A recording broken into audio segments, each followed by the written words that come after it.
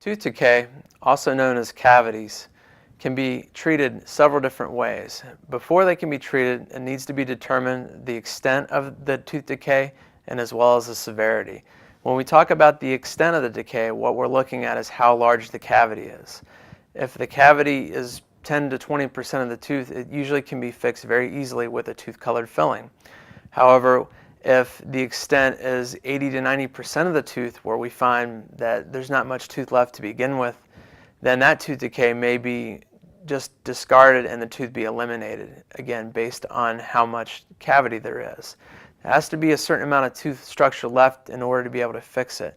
And we find that typically when the tooth decay approaches 80-90% of the tooth, typically find it becomes much more difficult and a lot less predictable in terms of fixing the tooth.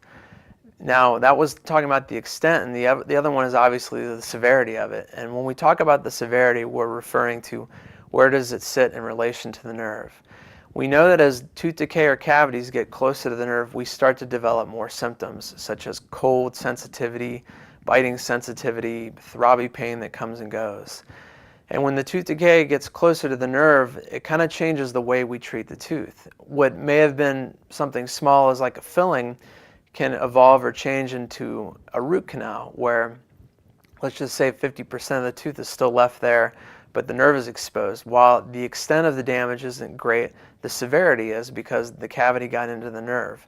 And typically that requires something more dramatic than a filling, such as a root canal and a procedure known as a crown, which is something that goes over top of the tooth to further protect it. So really, when we look at tooth decay, the way it's treated, we have to look at the extent of it, again, to see how large it is, how much of the tooth it is broken down, but also the severity, meaning how far it is into the nerve or whether or not it's breached the nerve or not. Those are the two most important factors for determining how we treat tooth decay. But the treatments can range anywhere from something as simple as a tooth filling to as complicated as a root canal and crown, or something also simple as an extraction.